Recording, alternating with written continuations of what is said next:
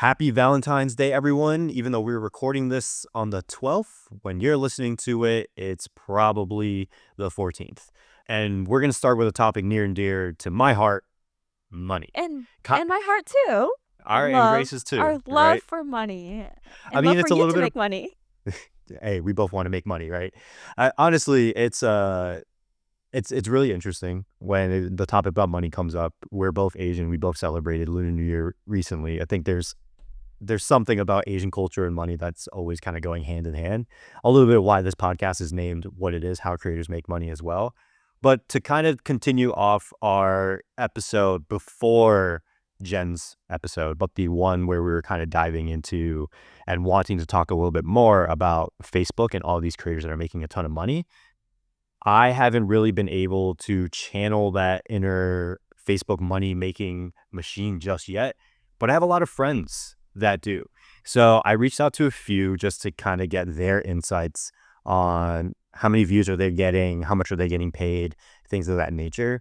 And it's kind of crazy. And I also asked for some friends' insights from different platforms as well, because they're basically just reposting their stuff onto different platforms. So I think it'll be cool to kind of dive into some of these analytics that we've got. Okay, so these are my friends' insights from a dog page.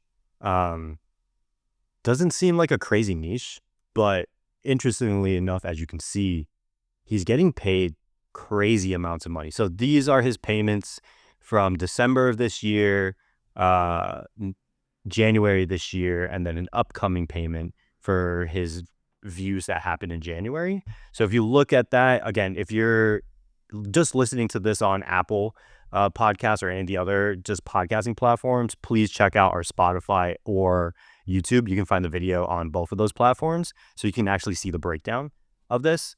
But I'll just read it through a little bit for those who are listening. His balance as of December 31st was $10,980 on Facebook. His next payout was going to be that's his next payout. His next payout in January, at the end of January, is going to be $5,437. So just between December and January, that's what, almost $17,000 worth of payments. And that's through Facebook, which is absolutely insane.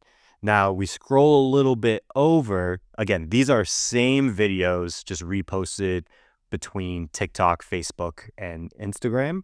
Instagram, he was like, actually, this is the Instagram bonus feed. He got $394 from there, which is a difference of, I can't do that math in my head, but that is a huge difference.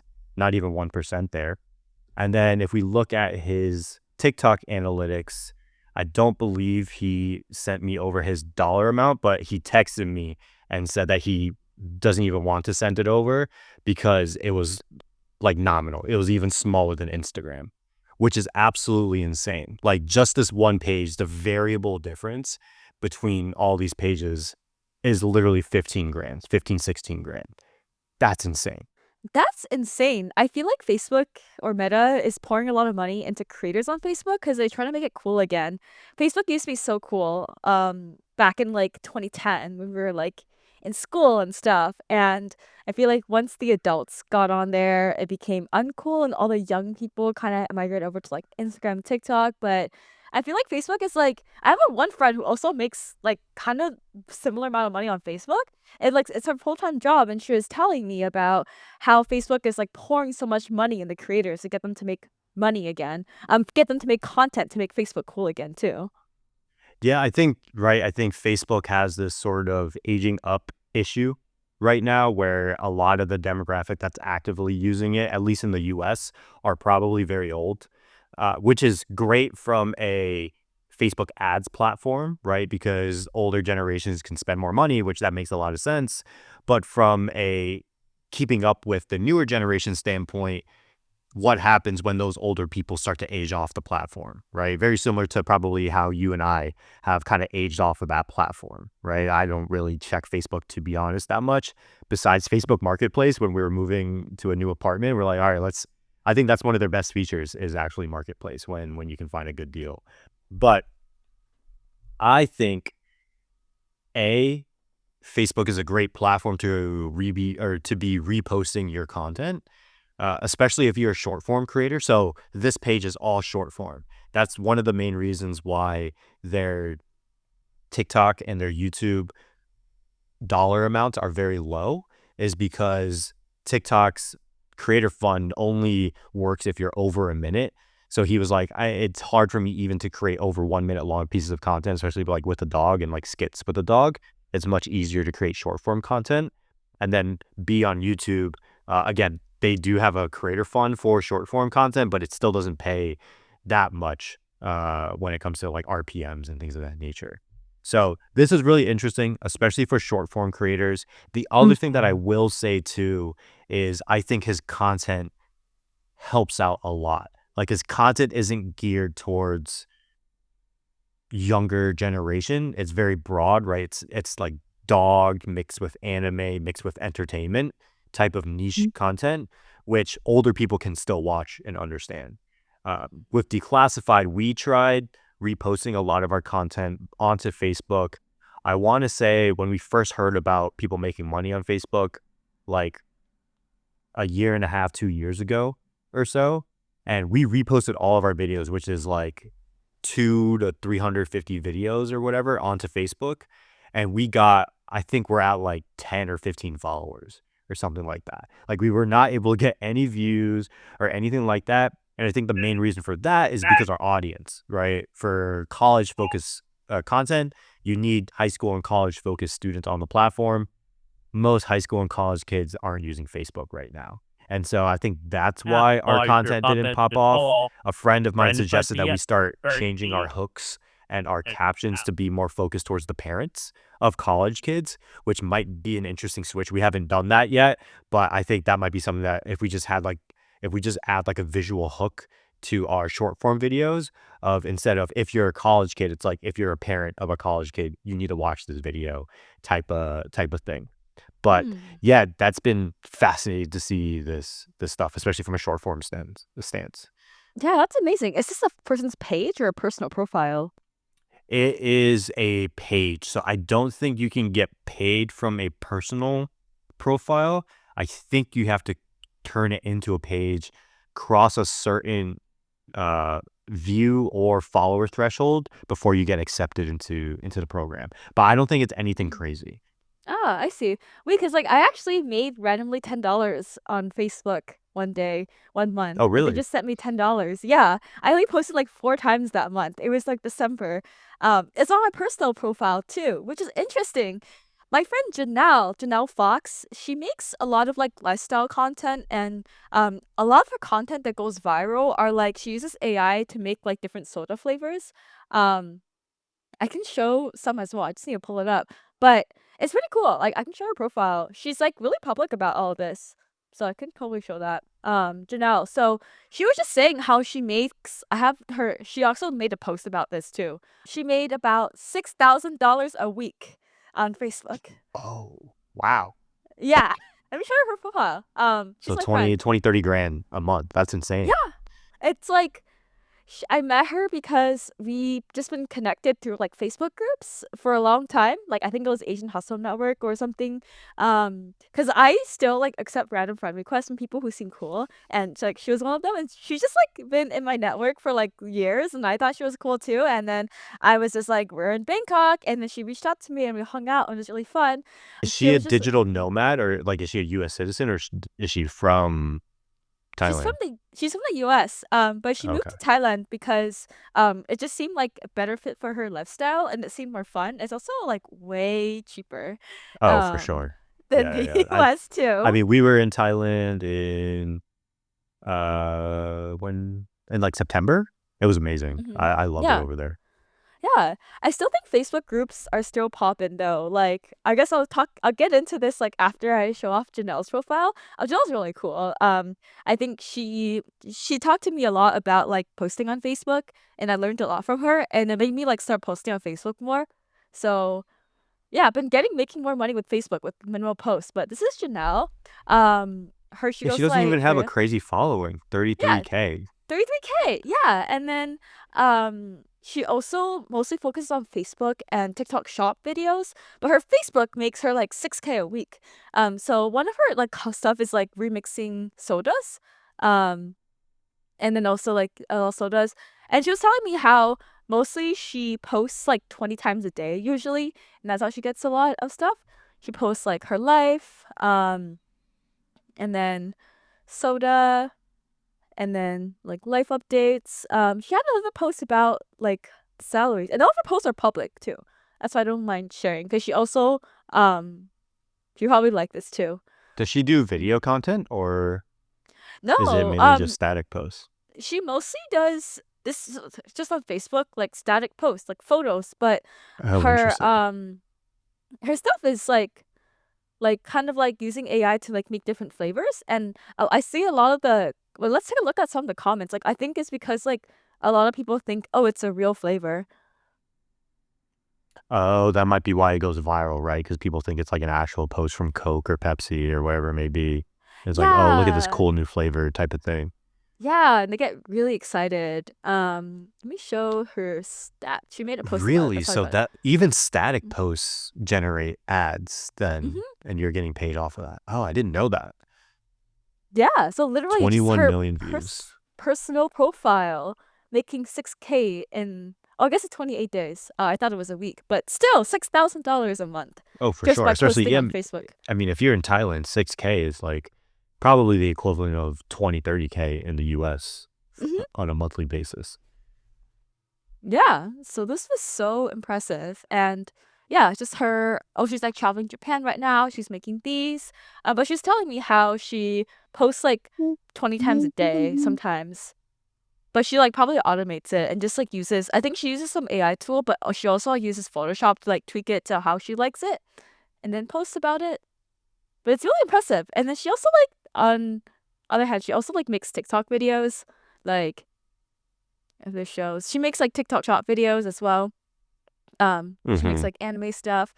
I guess now it's more gaming stuff, but before she would like basically she told me how she was just like getting a bunch of random products shipped and making a lot of money from TikTok shop too. So TikTok shop and Facebook is how she does full time.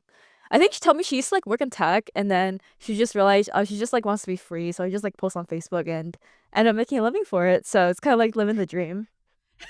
Yeah, no, no. I mean, I think this is, again, this is the specific archetype, right? That we all love and want to hear about. But for instance, like myself, you're not going to run across a Janelle just randomly, right? You have to know someone that knows someone that understands how this person's making money to really be like, oh, wait, I didn't even know that you can make money off of static posts on Facebook. You know what I mean? Because a lot of people they get wary, like, oh, I don't want to be in video, right? I don't want to do video. But here's a way that you can still make money and a lot of money too, because that's, I mean, 6K a month, even in the US, that's more than the average person's making anyway, right? So I think that's pretty dope. That's amazing. Can I tell you about my other friend? So we talked about one person who's in like the dog niche, a second person that's creating money via just static posts on Facebook, which is crazy. And then let me share my screen for my friends who they do like a comedy podcast. And so they've popped off on Facebook, or sorry, on TikTok first, YouTube as well. And I was able to get all their analytics and money from their insights essentially. So on TikTok, and this is like the last 30 days or so, again, pretty much all the same content. Different platforms might get a little bit of a different cut depending on like the timing and like the time of length of each video, depending on which platform supports what. But on TikTok, we can see that they only made $503 and off of 3 million views. Now I want you to remember that, right? $500 off of 3 million views. 1.3 million views on YouTube long form. Estimated revenue, 35K. Damn. Yeah. That's insane. Yeah. Yeah. $35,000 a month. Nice. Right? And Slay. so look, this is a third of the views of TikTok, right? But we're making, I mean, again, I don't know what the math is on that, but that's got to be what, 70x ish in terms of revenue. Obviously, long form is different than short form, right? So keep that in mind. But that is absolutely insane if we're just looking at those numbers. And then on Facebook, they're making 20 grand off of 13.6 million views, which is like a $12 RPM. Absolutely insane. Like these dudes are raking in probably 50 to 60 grand, if not more, a month just through Creator Fund content, not even including sponsorships and anything like that. And yes, their views are great, but I don't even think that's anything insane if we're looking at view wise, right? Like 13 million views, another million views here. That's like 14, 15 million views a month. But they're generating 50, 60 grand, which to me is wild. Yeah. Are they reposting the same content? And because like I heard like some algorithms like on Instagram, they don't like it when you repost TikTok content as much. So I think I don't so I don't think the algorithms know or care when you're reposting the same content. And the only reason that I say that is if it did, then clip farming and clip pages would not exist, right? And Mm-hmm. so that's my argument against the whole thing of like just being able to repost or not being able to repost things on different platforms. For them specifically, I know that they pretty much just repost everything to different platforms. They might cut it different, right? So TikTok might be, let's just say, a minute and a half clip versus on Instagram, they'll take that same clip, but they'll cut it down to 60 seconds so that they can qualify for the Reels bonus platform or whatever it may be. And then same thing with Mm. YouTube. I think YouTube may have just increased their short time frame, but typically they would cut their short from TikTok to something a little bit shorter so that it could work on YouTube, right? And not Mm. influence the YouTube long. But it is all the same content, relatively edited the same. What I will say though is I don't think algorithms care about if you're just reposting stuff to different pages. What I do think they care about is if like different algorithms favor different things. So for instance, what I've heard is on TikTok, you want to create things that are very much more broad because the way that the TikTok algorithm works is it gets shot to like a small amount of your followers, but most of the content gets shot out to the general public. So if your content doesn't hit with the general public, it's not going to be able to pop off because TikTok will then take the reaction from that initial sort of push and be like, okay, the TikTok audience likes this or they don't like this. And if they don't, then your video dies, right? So if your video isn't very broad in terms of nature, it's very hard to do well on TikTok nowadays. Versus Instagram, where Instagram seems to be a little bit more community driven. So again, this is what I hear from creators. It seems like the content that does well on Instagram is stuff that gets shared a lot. So that can be because someone finds something extremely funny they want to share with their friend, right? Or it could be like um giveaway content. You have to share this to be a part of this, whatever it may be. But it seems like Instagram's algorithm favors much more shared content, which could mean that your content needs to be more community-esque driven and more for your specific followers rather than a very broad type of video, which typically works better on TikTok. So that might be why things work well. Like for certain niches, things work better on one platform than the other. Yeah, makes sense. And you guys kind of did really well. You guys did really well on TikTok because it caters to like all different college students. Again, at the Mm. beginning, right? So we Mm-hmm. haven't like right now, like I would say the prime time for TikTok in terms of creating niche content was 20 2021 to 2022 and a half, let's call it. or like pre 2022 and a half to the beginning of time of TikTok, I would say. And the reason I say that's because A, there wasn't a lot of content on there, so not as many people were creating. So TikTok had to push out your content to make it seem like there's a lot of content on there.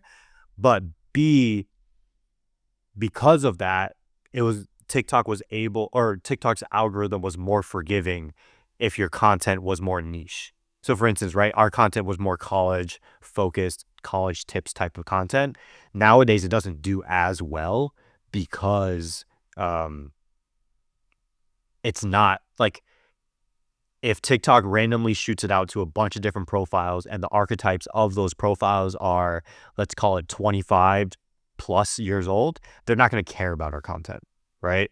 So our content typically gets more consistent views on Instagram, but it can pop off more on TikTok.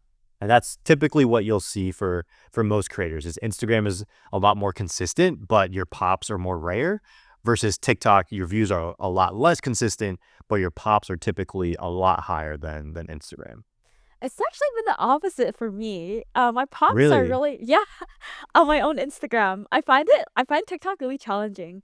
I also feel like TikTok kind of favors new accounts, and a lot of it might be because I had an account since 2020, but I didn't really start posting until like 2023 on it. Yeah. I also feel though too, your Instagram content is very community driven.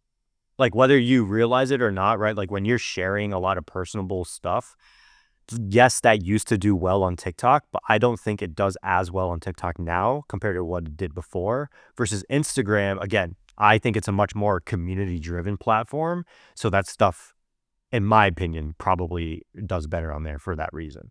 Yeah, yeah, that makes sense. Same It's with still LinkedIn. yeah, That might be why it does well on LinkedIn too, because people are yeah. more wanting to be a part of that community versus TikTok. Yeah, LinkedIn, I'm still waiting for that creator fund, you know? Yeah, me too. Me too. I've been waiting for that since 2020 when they announced what was it like $10 million that they were going to start investing into creators or something like Yeah, that. And I then don't know where that's been. I I'm don't know what still happened. like trying to figure out how to get that top voice badge on LinkedIn. Um, I I don't think know. I think we all are.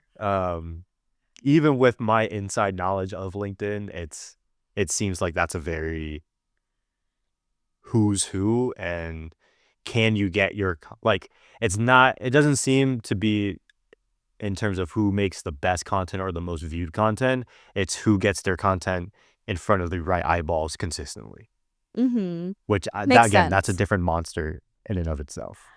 Yeah, cause like, a lot of my friends at Top Voice, I've noticed that they post a lot of content about the same topic, and I feel like in the last year or my whole life, I've always been, like, all over the place. I post, like, running in business or, like, art and, like, travel, and it's no I don't have a niche, and I feel like that might be holding me back, but I don't know. I feel like the value where people can strategically use LinkedIn is using it to connect with people. Like, for example, a lot of the I got like a shit ton of sponsorships from LinkedIn itself, because people in positions of power, people who have money, hang out on LinkedIn, and the more you get in front of them, the more money you'll get. So I think LinkedIn is really good to be used in a way to connect with sponsors, not necessarily like as a content creator fun, but using it for the connections.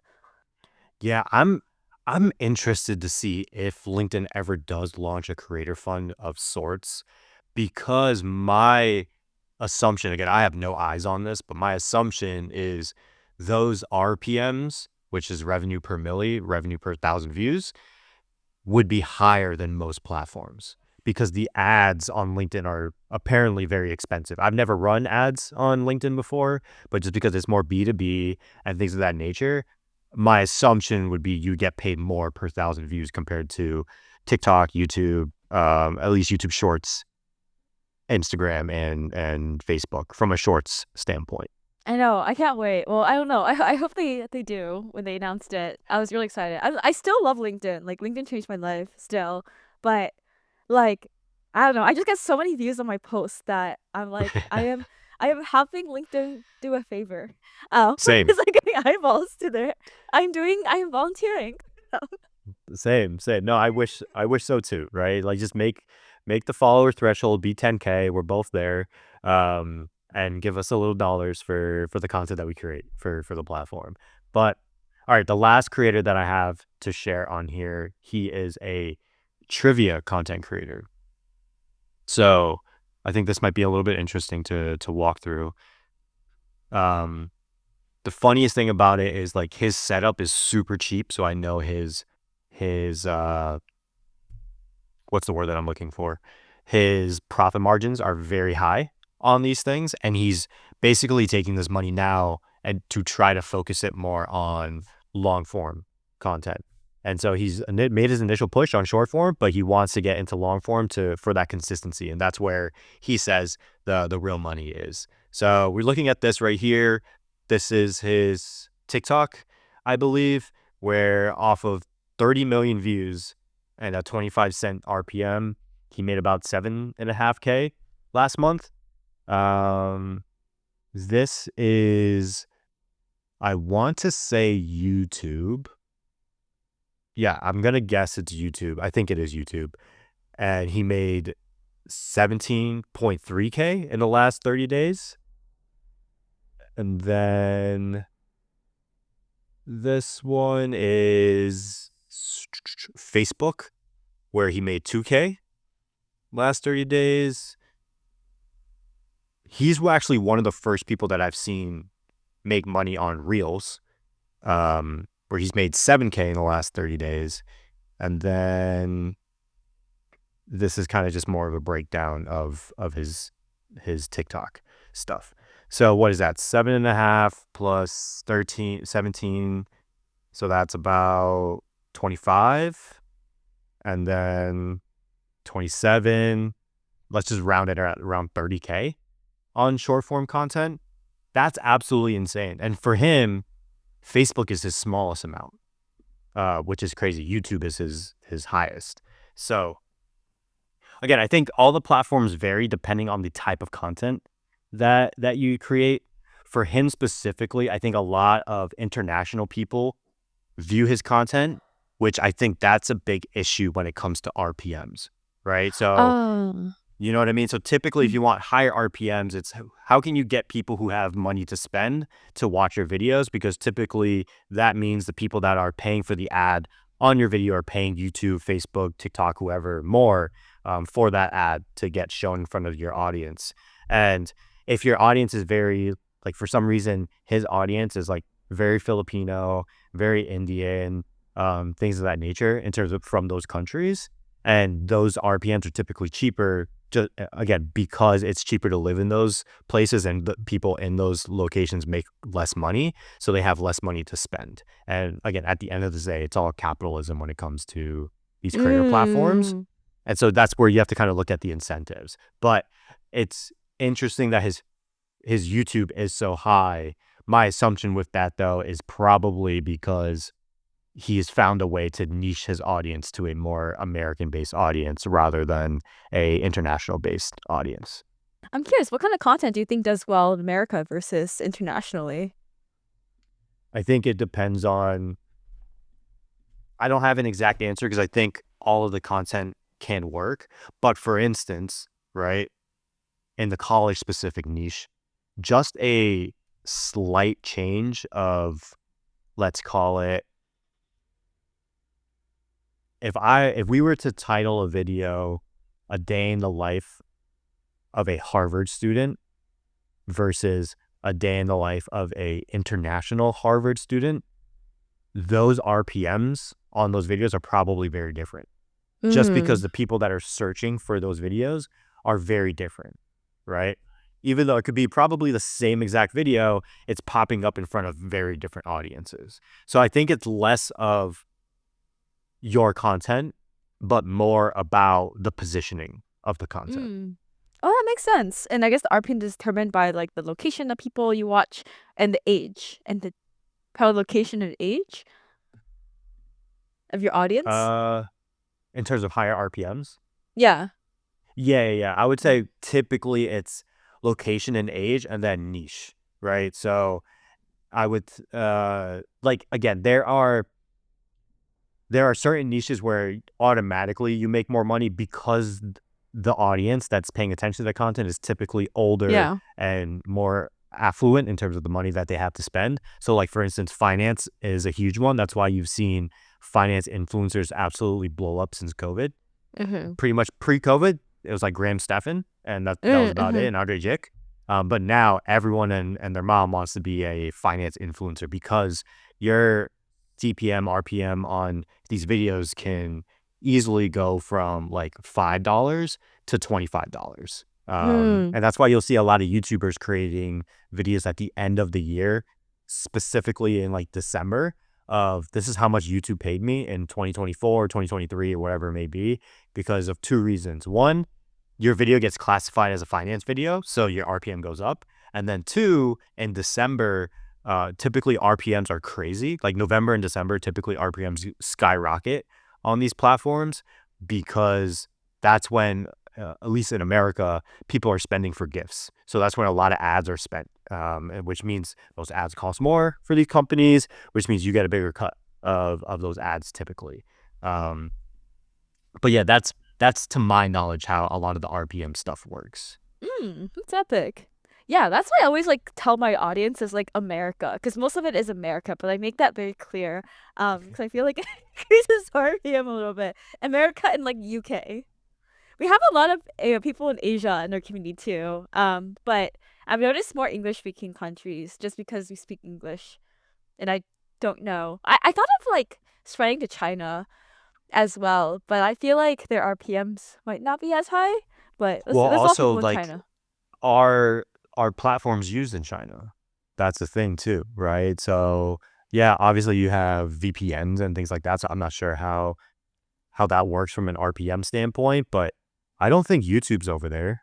I don't think, No, they have right? other Douyin as TikTok, but Red Note is used in China. I think that's the only one that is like Yeah. popular in the US and on the China too. But I don't know. I'm really new to Red Note. I need to post there more.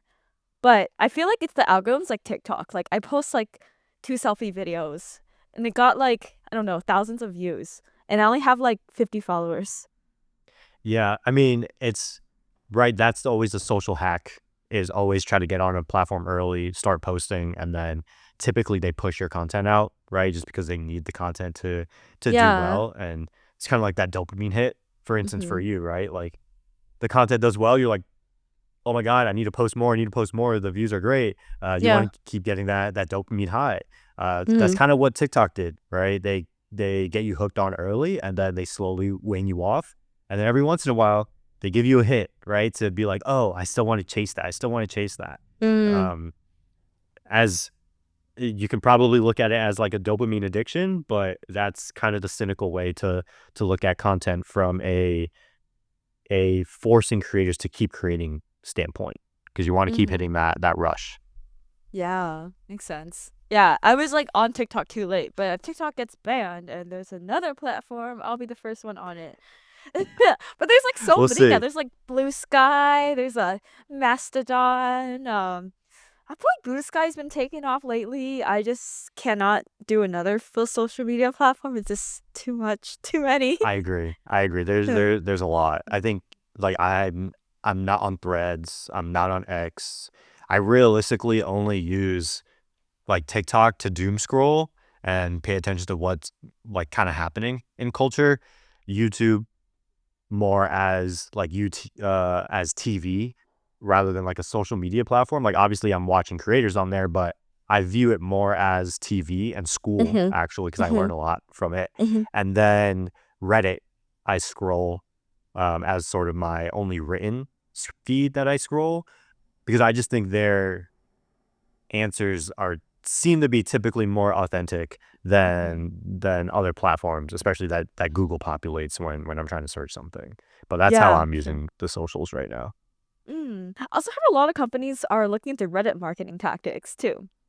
Like, I don't think you can be a Reddit creator, but Reddit can be used very powerfully to like market your product if you're Oh, I selling think you something. can though. Like Oh. I have seen, like I don't know if you make money from it, Mhm. but I have seen people literally be like in the comments of different subreddits, they'll be like waiting for this person to comment because like that person is known to write really in-depth comments about this specific subject or something like that. And then that person will then comment, and then other people are like, I've been waiting for this. I've been waiting for this. I've been waiting for this. And I'm like, oh, that's fascinating. Like you've built a very personal brand on a quote unquote more anonymous type of uh, platform versus pretty much every other social, but people will still look out for these answers from some of these people, even though it's a more anonymous profile typically. I see, I see. I'm not on Reddit too much, but sometimes I use this search for stuff. The only time I posted on Reddit was no, actually this is a random thing I did on Reddit was I like didn't read the self-promotional rules, so I just like promoted Design Buddies and I'm like banned from like a shit ton of stuff. I didn't read it. Yes, they're really bad, or not bad. And again, that's why I think I trust Reddit a lot, is Mm-hmm. because they ban that versus other platforms. Like they try to extract as much money as possible from brands or whatever it may be. Mm. So like I've done that. I've definitely done that for declassified as well. Gotten banned from some subreddits. So you're not the only one. But I think that adds to the authenticity Mm-hmm. of these subreddits, which is really cool to see if you're able to crack it.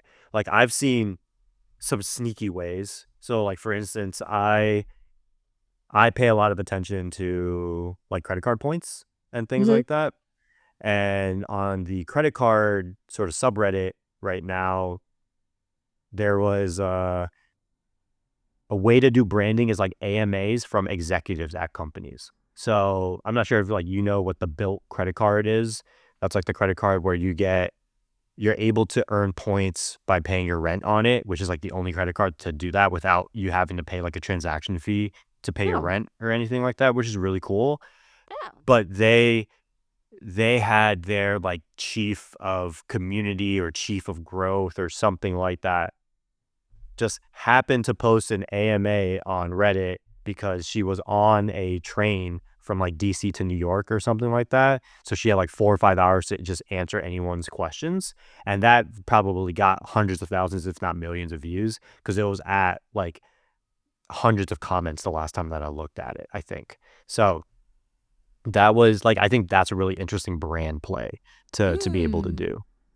Yeah, I should do an AMA, like Design Buddies. I've also tried this other marketing thing I did. Was like I asked about what's the best design conferences, and then I have another account that replies, Design Buddies conference. What are what are other like sneaky ways have you done to either like draw hype up to a product that you've like made money off of, or like draw more attention to an event that you're hosting or anything like that? Mhm. So we actually have some students that we help. Well, they helped us a lot. Like we basically, I think a student was like, comment a post like, "How do I learn UX design?" And the student would share about their experience in our program and comment that. Or maybe another student would be like, "I had a really good experience with this program. Here's how it went, and then here's the link to apply." But just having other people intentionally having other people in the community speak about you on Reddit is also helpful. I've also searched my name a lot and like on Design Buddy's name a lot on Reddit, and a lot of people like recommend us as design communities, which is fun too. But yeah, I just try to get people to talk about us without like promoting us like a resource instead of like promoting it. Cause like actually how I growth hacked Design Buddies, what not growth hack, what kind of growth hacked was a big ways I don't like talk about this a lot because I think what I did was like really annoying to some people and it got me banned in a lot of places. But here I am today. Um Hey, look, I think if you talk to anyone who has made money on the internet, they have stories like this. oh Because yeah. we're always, I think internet money makers are testers. Yeah. They're Oh always trying yeah. something. I just like didn't give a shit about what people thought of me, so I still don't. And I would just like promote the shit out of it. Like for example, I would join a lot of webinars and during the pandemic, and like people would promote their LinkedIn. Maybe I'll be like, join the fastest growing design community. It's the best. And they will join from that. And I got banned from some places. And then like on Facebook, I would like post in groups every time we have like a event with like Figma. Be like, come join, grow your career with us. And I got banned from some groups. And then he grabbed it too. But hey, like that's what it takes. Like I always I heard someone say that like whether you're creating content, you're promoting yourself, things like that, like it's cringe until it's not. You know what I mean? Because at the end of the day, it is probably cringe while you're doing it, the same way that when your first TikToks or videos or whatever that you put out aren't getting very many views, a lot of your friends are looking at you of like, oh, like that's cringe, or even you might even feel it of like, oh, ooh, like why am I doing this? Like I look so stupid or I sound so stupid doing this until it starts working. And now instead of it being cringe, you are a community expert. You are a growth hacking expert, Grace. You found a way to make $1 million, right? Like now people are coming to you for advice, and you basically are giving them the advice of you probably need to be more cringe at the beginning so that you can test and learn a little bit more. Obviously, like you're saying that in different ways, but that when you break it down in the most simplest terms, it's very interesting to see how that's kind of what it boils down to is can Yeah. you out cringe other people to the point Hell where your yeah. cringe becomes popular, essentially? Yeah, and you get people talking about you. That's the best. Like, hate is the best form of flattery because you're in their headspace rent free. And that's the best. Okay. So hate. I know I've been talking a lot this podcast. This has been very much a Justin Yap session, this podcast. So next pod, Grace, it's all on you. But speaking of hate, have you seen this Poppy Olipop stuff that's been going on I've seen on that. social? I briefly saw it like a vending machine thing on LinkedIn. What is the deal with like Poppy and all these sodas?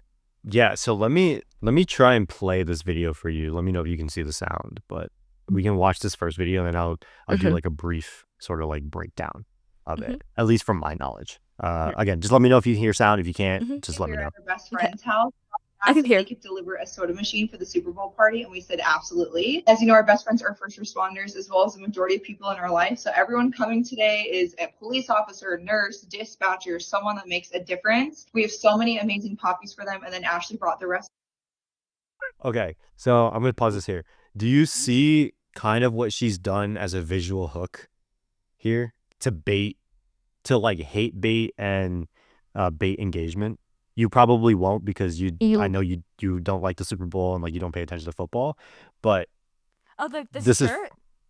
so the shirt is Kansas City and her hat's Philly, right? So those are Oh. the two competing teams, right? So I can Oh. imagine, I mean, this has like 430 comments, so I'm not even gonna look through, but I can imagine that there's a lot of comments about like Chiefs versus Eagles or whatever it is Ah. in there. The rest of Um, work for all the but nurses yeah, that are a working little on bit Super of Bowl Sunday. there from This a was creative delivered a view. few days ago. I have not seen it, so let's go check it out.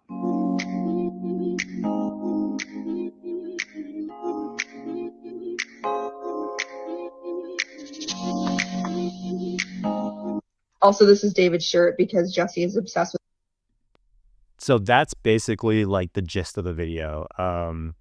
Poppy has created this whole sort of influencer marketing campaign around the Super Bowl to create social content around essentially just giving a bunch of different creators, most of them, I believe, very large creators, like we're talking millions of followers, a sort of Poppy vending machine and filling it up with Poppy. And so most of these videos are getting millions upon millions of views, but there is a little hate on these. And so we can dive into a little bit of what's going on, whether it's good or bad. Because to your point, and I kind of agree, if your brand is getting in front of people's minds and content feeds and things of that nature, I think that's almost typically a plus. And I think in today's day and age, unless you do something drastically bad, like what Kanye has just done. I'm not sure if anyone has I see been him paying attention. blowing up on Twitter. Like the Uber driver was like, "What are you up to tonight?" And then I was like, "We're going to a party." And he was like, "Oh yeah, I'm up to Kanye's tweets." So that's how I found out because the Uh, Uber driver told me. no, yeah. So like Kanye, I think Kanye, there is an argument to be made there that that is not great from a publicity standpoint or whatever. But unless you're doing something drastically bad like that, I think most bad publicity is good publicity, I would say. But so for instance, right here's a couple tweets from Jack, Appleby. He's like a big content creator on LinkedIn, talks about social media, influencer marketing. He used to work with a bunch of big brands, so I like to follow his content. He has this post on LinkedIn. I'll just read it out loud really quick. He says, "I've got a lot of thoughts on this Poppi influencer situation, but the thing that's really annoying to me, all the marketers who are acting like this is total normal reaction and Poppi was totally out of touch for this and that consumers have always been this way. Anyone saying Poppi should have known better is ridiculous and clearly hasn't worked in influencer marketing. This is a totally new reaction we almost never see in the influencer marketing world. And this exact idea has been done countless times successfully. Now, can we take it as a sign that audience interests are changing? Yes. Can we learn from this? Yes. And then I'm going to write about it soon. But this is a shift, not something Poppi should have known better of." So that was his first tweet, or his first LinkedIn post. He then followed up with something earlier today where, again, a little bit more lore on this. Poppi is for those who don't know, is like a healthy soda, essentially. Like, that's the best way to describe it. It got prebiotics in it. They're trying to change the notion around soda being bad for you. So Poppi is a thing, and then Olipop is essentially the same thing, just different flavors, and very similar names.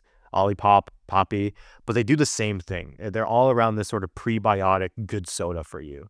And so Olipop has taken this sort of quote unquote marketing fumble from Poppi and used it to try to like just slam dunk on Poppi on every single post that's going out. And so Jack has a little message about this on LinkedIn where he says, and I quote, "The Olipop PBC marketing team should be truly ashamed of themselves. This is disgusting behavior. If you haven't seen it, their competitor Poppi sent out custom vending machines as an influencer marketing play. Pretty standard stuff, to be honest. Interestingly, though, there has been a ton of backlash, mainly suggesting Poppi shouldn't have used influencers, but instead given Poppi machines to fans or everyday workers. There are many viral TikToks right now ripping Poppi to shreds over it, all of which seems silly to me, but hey, the people have spoken. Here's the thing. Olipop is quite literally spreading misinformation about Poppi across TikTok comments. They're dropping totally false accusations into TikTok comments to disparage their competitor. The worst. Also, for the record, those machines cost $25K each. That's straight up not true. A custom vending machine doesn't cost more than a damn car. And even if there's no way Olipop can know that, there's absolutely libel that they'd intentionally try to defame a competitor by publicly making a false statement about how Poppi spends their money. Blah, blah, blah, blah. More stuff that's in that post, but that's like the gist of it. And so this has been a very interesting situation that has popped up in the healthy soda community right now. In my opinion, I don't think this is a totally bad thing by Poppi. They're getting probably more eyes than they thought on this thing. They'll just have to find a way to spin it. Honestly, if they didn't say anything, I don't even think that matters. To be honest, they could probably just let it ride and they'd be completely fine. The interesting thing, again, a lot of the comments on this have all been about sort of hate from Olipop on Poppi and sort of Poppi's community on Poppi. Brett, who is the founder of Creator Economy, NYC, he made this, which was really interesting to me. I'll read the post again. So besides the Super Bowl, one of the biggest conversations in the creator economy right now, Poppi's influencer marketing play. They sent a handful of influencers giant custom vending machines to showcase on social.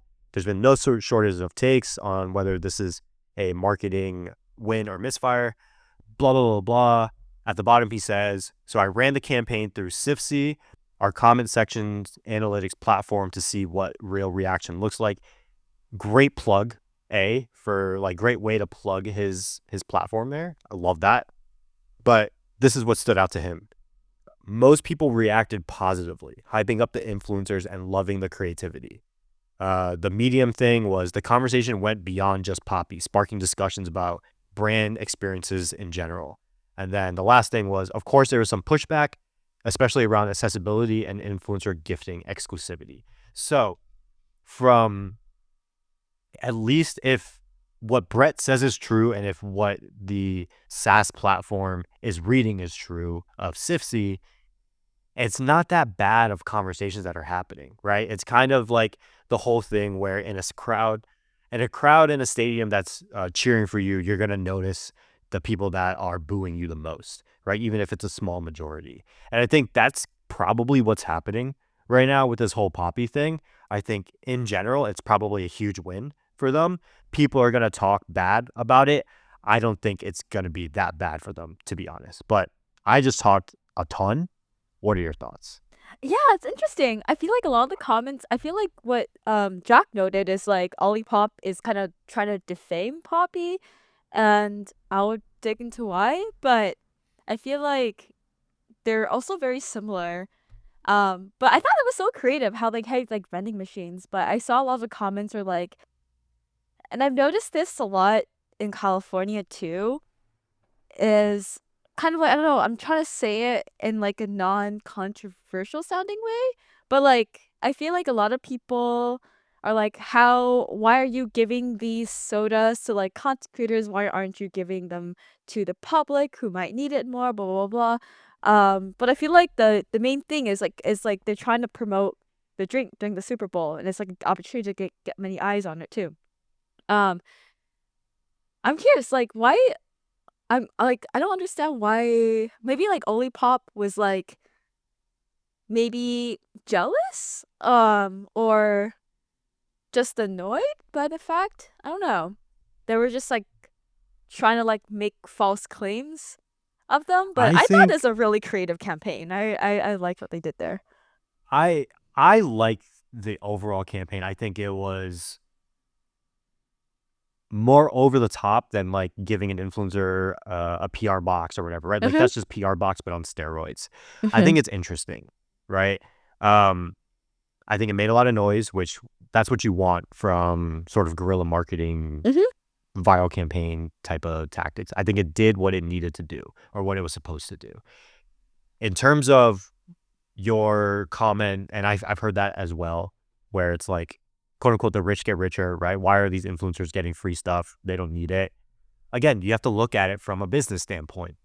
As much as we would love to give it to your quote unquote average Joe or Jane, right? Like that likely doesn't help us the same way that paying for this influencer or gifting this influencer this thing does, just because of the reach that they have, right? Your average person isn't reaching hundreds of thousands or millions of people, right? And so I understand the sentiment, I get it, but you have to also understand it from a business standpoint too. Yeah. Yeah, it makes sense. I feel like that's what the comments are mostly about that I just like briefly saw. Um, I'm curious, like, why do you think Olipop is trying to like I comment think, all these things? I think it's part of, I'm going to call this the Wendyfication of brand social media. And so I Mhm. think Wendy's was probably the first brand to really do this, where they became people are calling it like Gen Z culture. I think that's just a trendy word for it. But I would just say they're trying to be more combative on social, and like their brand on social is this sort of, we're going to try to knock you down as much as possible. Like I love it. I think it's I love hilarious. it too. And I think it works for certain brands, right? I think too many brands have tried to make that their brand ever since Wendy's started doing it. I don't know when they started, maybe like 5-10 years ago or so. I think it fits for the Wendy's brand. Like I have a running joke with all my friends where it's like, if you order something from Wendy's and you want sweet and sour sauce or whatever, they're going to give you ketchup or honey mustard, right? You never get Mhm. there's always one thing missing with your Wendy's order, or it's going to take you forever to get your Wendy's order if you order it late. And that fits along with this brand that's like very combative on social, that's knocking people down, that's taking shots at people. And I think that fits. But if you're a certain brand, like for instance, Poppi and Olipop, I view them as very above the belt type of brands, right? You're a healthy company. You're trying to make people better their lives, so to say. I think this is below what those brands stand for of like knocking down on something. I Mhm. think brands can do that. You're allowed to, right? But you have to understand the branding game that you're playing. Like if like does Louis Vuitton go and knock down on Coach or whatever it may be when Dior or whatever when they're launching something new? Probably not, because that's not what their demographic is sort of wanting or hinting at, you know? And so I think they're looking at what everything is happening on social. Like you've seen it with Duolingo, and I think it works with Duo and everything like that. But for a brand like Olipop, I don't think that sort of knockdown hitting banter culture works for a brand like that. And if you're spreading misinformation, I don't know how true that claim is, right? Of 25K, who knows? But that is pretty bad in that Yeah. case.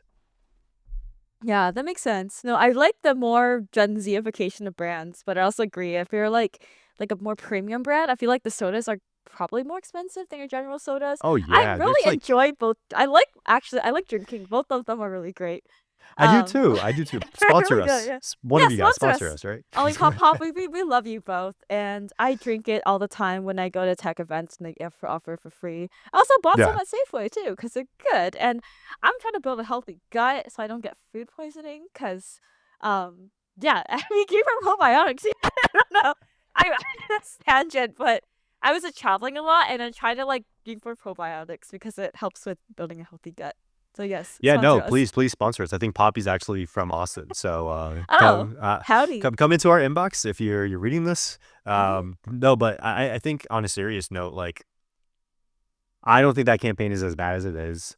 Yeah. I think it'll keep on going. I think to all of their points, influencer marketing is starting to change. You have to get a little bit more creative with your influencer marketing and inclusive in terms of who you're inviting. Like I think Yeah. if it's only big people, that's when people start to get angry on social.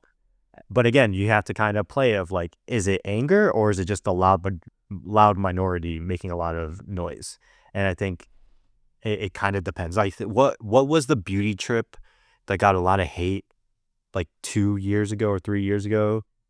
It wasn't like Fenty, but one of the beauty brands did a influencer trip to like Dubai or something and got totally ripped on social because it was like Wait, what super happened? exclusive. I forget what it is. I actually have my friend's fiance actually was on that trip. But like these influencers got flown out to Dubai, everything paid for like a week or something like that, or 5 days or something like that. And they just had to create content. I think some were paid on top of that, but mainly just to create content. And social media just blew up on them because girls were like, this is not fair. Like, you're only inviting this type of creator. Like, what about these creators? Blah, blah, blah, blah, blah, blah, blah. And so I think gone are the days where if you're a brand and you can just pick the biggest creators in whatever niche it is and throw money at them, throw product at them, whatever it is. I think you have to be a little bit more strategic if you don't care or if you do care about the quote unquote potential backlash on stuff like that. But to Jack's point, I think things are just starting to shift in the influencer world. This is so interesting. I definitely have some personal experiences with loud minorities in design buddies, but I feel like generally it's always a loud minority that kind of creates a perception that a brand is doing something bad. Most people like don't really care. For example, like this is just a random example from mine. Just because like I don't know, I'm Asian and I look Asian. I had a lot of moderators that they just came to me. Like I didn't seek them out, but they just came to me and someone complained how everyone was Asian. Um Look, again, like that this whole world is very interesting to me, Yeah. right? It's not like we try to choose them. A lot of times because we are Asian, people migrate to us. Especially you're from the Bay Area, like California area, right? I think we've talked about how we grew up in very different places in our upbringings. So I think it is like as long as you're not seeking it out, as long as you're okay with that and you know that, what can you do? Always obviously keep an open mind and always be open to people's thoughts. That's what I am. But if you're okay with it and if you're not doing anything specifically Like if you're like, okay, we only recruit Asians at Design Buddies or whatever, like that was a part of your constitution of Design Buddies, right? Which I know it wasn't, but like as long as you're not doing anything intentional, I think you're completely fine. People Yeah. can always take anything out of context. You know That what is I so mean? true. I So have people easy. telling me on LinkedIn, hire me because I'm black. Like, stuff. Look, like I Yeah. said, for me, it's always been about, can you do the job?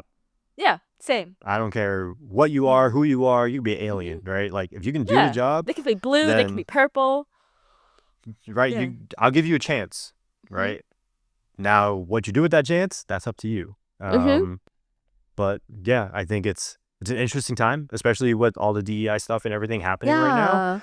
Yeah. Who knows how everything plays out? But for me, my sort of internal compass is always like, as long as I'm not doing anything specifically prejudice or whatever you want to call it, then I'm good with it. And people can come to me with those comments, and I'm like, hey, that might be what it looks like on the outside, but this is what it's actually like on the inside. And if you choose to believe that or not, that's up to you. But Mhm.